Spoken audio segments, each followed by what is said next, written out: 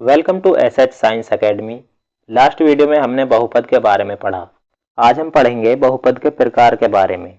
बहुपद के कितने प्रकार होते हैं? बहुपद 3 प्रकार के होते हैं, चर के आधार पर, घात के आधार पर और पदों के आधार पर। चर के आधार पर जैसे एक चर, दो चर या 3 चर। घात के आधार पर जैसे शून्य घात, रेखिक बहुपद, द्विघात बहुपद या त्रिघात बहुपद। पदों के आधार पर जैसे एक पदी बहुपद, द्विपदी बहुपद या त्रिपदी बहुपद। चलिए इनके बारे में डिटेल में डिस्कस करते हैं। पहला है चर के आधार पर, जैसे एक चर वाले बहुपद। एक चर वाले बहुपद क्या होते हैं? बहुपद जिसमें केवल एक ही चर होता है, एक चर वाला बहुपद कहलाता है। जैसे x + 2, इसमें सिर्फ एक ही चर है, इसलिए ये एक चर वाला बहुपद है। जैसे x + 5, इसमें भी सिर्फ एक ही चर है, इसलिए यह भी एक चर वाला बहुपद है।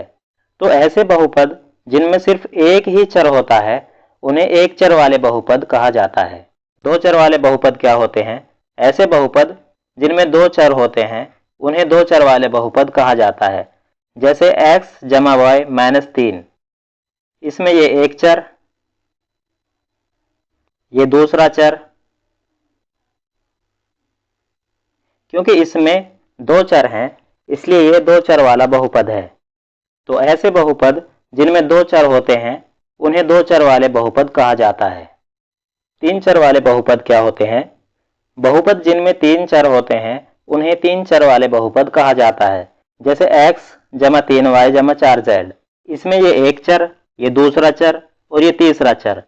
अब क्योंकि इसमें तीन चर हैं, तो ये कैसा बहुपद है? तीन चर वाला बहुपद है। अब है घात के आधार पर, जैसे शून्य बहुपद। शून्य बहुपद क्या होता है?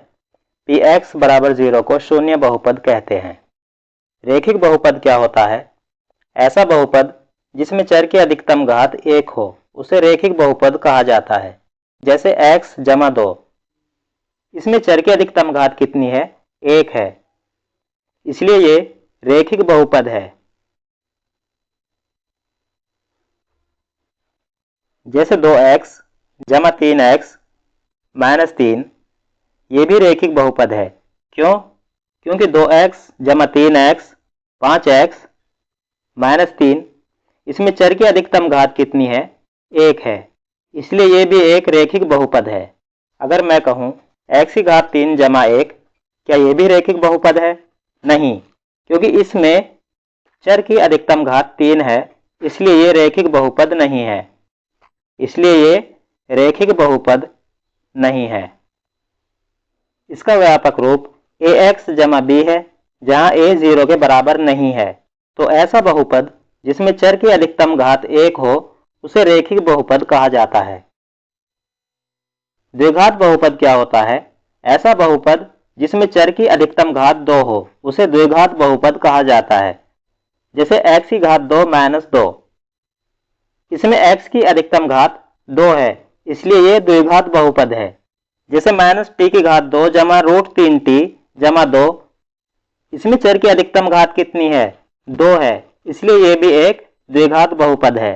क्या -t3 + 2 ये भी एक द्विघात बहुपद है? नहीं। क्यों? क्योंकि इसमें चर की अधिकतम घात 3 है, इसलिए ये द्विघात बहुपद नहीं है। तो ऐसा बहुपद जिसमें चर की अधिकतम घात 2 हो, उसे द्विघात बहुपद कहा जाता है। व्यापक रूप ax2 + bx + c है, जहां a 0 के बराबर नहीं है। त्रिघात बहुपद क्या होता है? ऐसा बहुपद जिसमें चर की अधिकतम घात 3 हो, त्रिघात बहुपद कहलाता है। जैसे t3 - t2 + 2, इसमें चर की अधिकतम घात कितनी है? 3 है, तो ये कैसा बहुपद है? त्रिघात बहुपद है। जैसे t3 + 3, इसमें t की अधिकतम घात कितनी है, यानी चर की अधिकतम घात कितनी है? 3 है, तो इसलिए कैसा बहुपद है? त्रिघात बहुपद है। तो ऐसा बहुपद जिसमें चर की अधिकतम घात 3 हो, उसे त्रिघात बहुपद कहा जाता है। इसका व्यापक रूप ax3 + bx2 + cx + d है, जहां a 0 के बराबर नहीं है। अब है पद के आधार पर, जैसे एक पदी बहुपद। ऐसा बहुपद जिसमें केवल एक ही पद हो, एक पदी बहुपद कहलाता है। जैसे 5x, x की घात 2, x की घात 3। द्विपदी बहुपद क्या होता है? ऐसा बहुपद जिसमें दो पद हों द्विपदी बहुपद कहलाता है। जैसे x जमा 3, ये पहला पद, ये दूसरा पद। जैसे x की घात 2 जमा 5, ये पहला पद, ये दूसरा पद। x की घात 3 माइनस 2, इसमें ये पहला पद और ये दूसरा पद।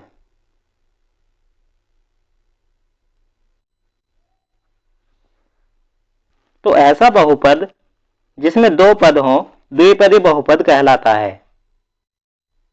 त्रिपदी बहुपद क्या होता है? ऐसा बहुपद जिसमें तीन पद हों त्रिपदी बहुपद कहलाता है। जैसे t की घात 3 जमा t की घात 2 माइनस 5t, ये दूसरा पद और ये तीसरा पद। जैसे t की घात 2 जमा 2t जमा 5, इसमें ये पहला पद, ये दूसरा पद और ये तीसरा पद। तो ऐसा बहुपद जिसमें पदों की संख्या 3 हो त्रिपदी बहुपद कहलाता है। इस वीडियो में इतना ही। अगर वीडियो अच्छी लगे तो लाइक, शेयर और सब्सक्राइब करना